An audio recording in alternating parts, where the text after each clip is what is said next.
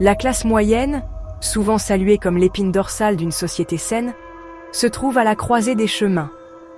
Autrefois symbole de stabilité économique et d'ascension sociale, elle est aujourd'hui confrontée à des défis sans précédent.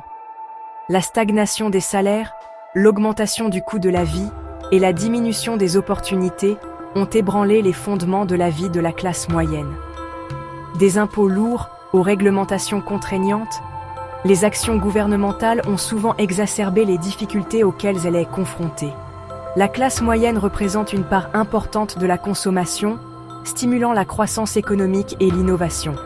Elle fournit une base d'imposition stable, essentielle au financement des services publics essentiels tels que l'éducation et les soins de santé. Cependant, la trajectoire actuelle soulève des inquiétudes quant à l'avenir de ce segment vital de la société. La classe moyenne, telle que nous la connaissons aujourd'hui, a émergé avec l'industrialisation et l'essor du capitalisme. Cette période historique a été marquée par d'importants changements sociétaux, avec des populations quittant les zones rurales pour les centres urbains à la recherche d'opportunités économiques. La croissance des usines et des industries a créé une demande de main-d'œuvre qualifiée, conduisant à l'émergence d'une nouvelle classe sociale située entre l'élite fortunée et les travailleurs pauvres. Cette classe moyenne naissante, caractérisée par son éducation, ses compétences et son esprit d'entreprise, a joué un rôle central dans la formation des économies modernes. La classe moyenne est devenue le moteur de la croissance économique, stimulant la consommation et l'innovation. Comprendre ce contexte historique est essentiel pour appréhender les défis actuels auxquels la classe moyenne est confrontée.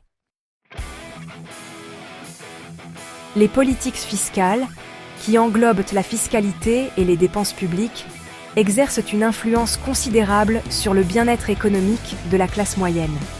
Si les gouvernements justifient souvent les augmentations d'impôts par la nécessité de financer les services publics essentiels, une fiscalité excessive peut imposer un fardeau disproportionné aux ménages de la classe moyenne. Lorsqu'une part plus importante de leurs revenus est consacrée aux impôts, les familles de la classe moyenne disposent de moins de revenus disponibles pour l'épargne, les investissements et les dépenses discrétionnaires. De plus, les dépenses publiques, lorsqu'elles sont mal allouées ou inefficaces, peuvent aggraver les difficultés rencontrées par la classe moyenne. Section 4. Étouffer l'innovation, la surréglementation et le calvaire des petites entreprises. Les petites et moyennes entreprises, PME, sont le moteur de toute économie dynamique. Cependant, une réglementation excessive peut freiner leur croissance. La paperasserie excessive, les procédures de conformité complexes et les exigences coûteuses en matière de licence ont un impact disproportionné sur les PME.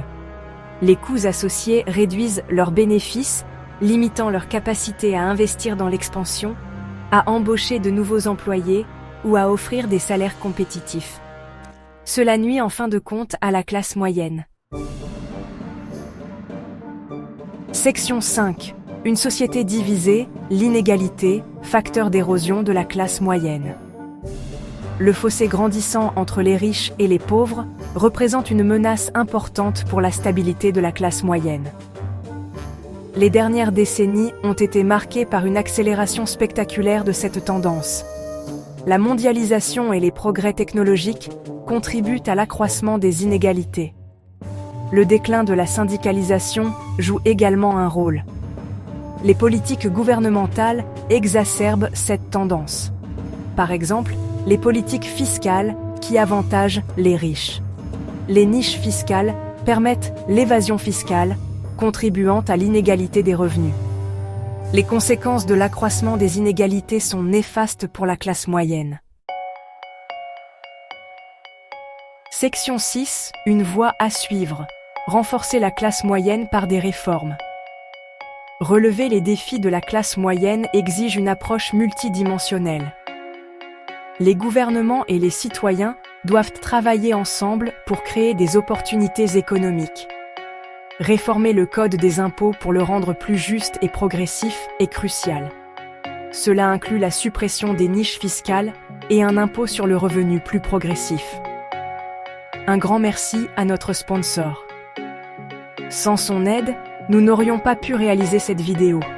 Retrouvez les produits sur notre site de vente en ligne, harmonieféminine.com.